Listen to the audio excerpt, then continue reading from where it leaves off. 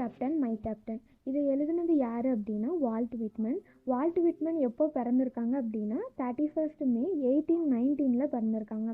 Walt Whitman ஒரு American poet, journalist, essayist.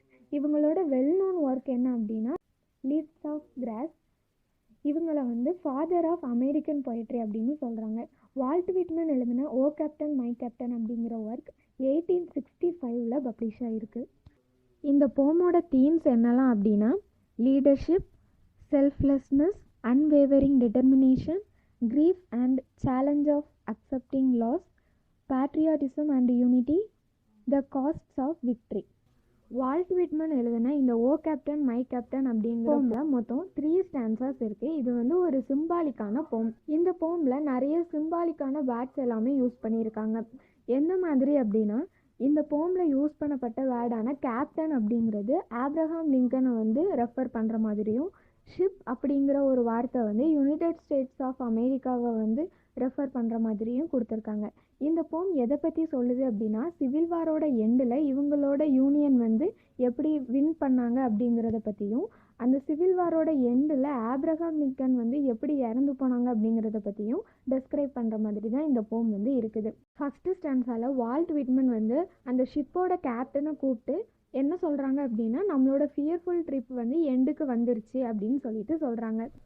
அப்புறம் என்ன சொல்கிறாங்க அப்படின்னா இவ்வளோ நாள் போராட்டத்துக்கு அப்புறமா ஒரு வழியாக அவங்க வின் பண்ணிட்டாங்க அப்படின்னு சொல்கிறாங்க. அதுக்கப்புறம் என்ன சொல்கிறாங்க அப்படின்னா நம்மளோட துறைமுகம் பக்கத்தில் தான் இருக்குது. ஏன்னா என்னால் அந்த சைடு இருந்து டெம்பிள் பெல்ஸோட சவுண்டு அடிக்கிறத கேட்க முடியுது. நிறைய பீப்புள் அழுதுகிட்டே நமக்காக வெயிட் பண்ணுறதையும் என்னால் கேட்க முடியுது. நம்ம ஷிப் அந்த துறைமுகத்தை நெருங்க அந்த பீப்புளோட சவுண்டு இன்க்ரீஸ் ஆகுது அப்படின்னு சொல்லிட்டு சொல்கிறாங்க. நெக்ஸ்ட் லைனில் என்ன சொல்கிறாங்க அப்படின்னா இவ்வளோ நேரம் இவங்களோட வருகைக்காக உற்சாகமாக காத்துட்டு இருந்த மக்கள் இப்போ ரொம்ப வருத்தம் அடைஞ்சிட்டு இருக்காங்க. ஏன் அப்படின்னா இவங்களோட கேப்டன் இறந்துட்டாரு. அவரோட பாடியில இருந்து பிளட் கசிஞ்சிட்டு இருக்குது. இதை பார்த்துட்டு இந்த பொயட்டுக்கு ரொம்ப மனசு கஷ்டமாக இருக்குது.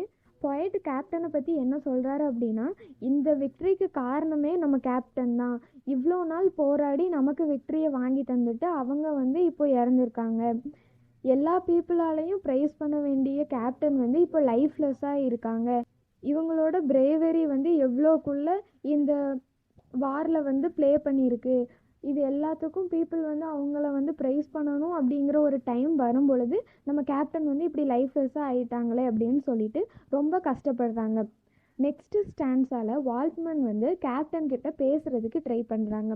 ஒரு இறந்து போன பர்சன் கிட்ட பேசக்கூடிய டெக்னிக்கை அப்பாஸ்ட்ரஃபி அப்படின்னு சொல்லிட்டு சொல்லுவாங்க. பொயட் கேப்டன்கிட்ட சொல்கிறாங்க, கேப்டன் எந்திரிங்க, உங்களுக்காக பெல்ஸ் எல்லாமே டெம்பிளில் அடிக்கிறாங்க, ஃப்ளாக்ஸ் எல்லாமே ஏற்றி வச்சுருக்காங்க, மியூசிக்கல் இன்ஸ்ட்ருமெண்ட்ஸ் எல்லாமே ப்ளே பண்ணுறாங்க, ஃப்ளவர்ஸ் எல்லாத்தையுமே தூவுறாங்க, இதெல்லாம் பார்த்து கூட நீங்கள் எந்திரிக்க மாட்டீங்களா, எந்திரிங்க அப்படின்னு சொல்லிட்டு பொயட் கேப்டன் கிட்ட பேசுகிறாங்க. ரொம்பவே உற்சாகமாக வெயிட் பண்ணிட்டு இருந்த பீப்புள் யாருமே கேப்டன் இப்படி இறந்து போய் வருவாங்க அப்படின்னு சொல்லிட்டு எதிர்பார்த்துருக்க மாட்டாங்க அப்படின்னு சொல்லி பொயட் சொல்கிறாங்க. அதுக்கப்புறம் கேப்டனை ஃபாதர் அப்படின்னு சொல்லிட்டு மென்ஷன் பண்ணுறாங்க. ஏன் அப்படின்னா ஆப்ரஹாம் லிங்கன் சும்மா மிலிட்ரி லீடர் மட்டும் கிடையாது, அவங்க தான் அந்த ஃபாதர் ஆஃப் நேஷன் அப்படின்னு சொல்கிறாங்க. இப்படி எல்லாம் சொல்லிட்டு அவங்களோட லாஸை பற்றி புலம்பிட்டு இருக்கிறாங்க பொயட்.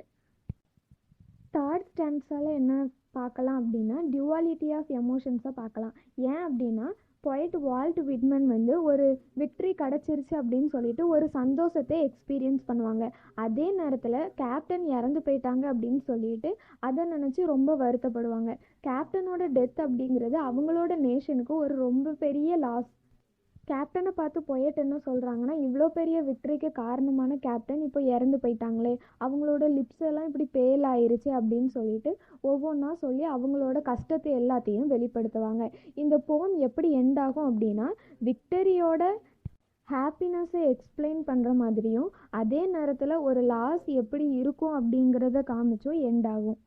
சிவில் வாரில் விக்ட்ரி அடைஞ்சது எவ்வளோ பெரிய வெற்றியாக இருந்தாலும் அவங்களோட கேப்டனோட லாஸை அக்செப்ட் பண்ணிக்கிறது அவங்களுக்கு பெரிய சேலஞ்சாகவே இருக்கும். இந்த மாதிரி ஒரு டியூவாலிட்டி ஆஃப் எமோஷனோட இந்த ஓ கேப்டன் மை கேப்டன் அப்படிங்கிற போம் எண்ட் ஆகும்.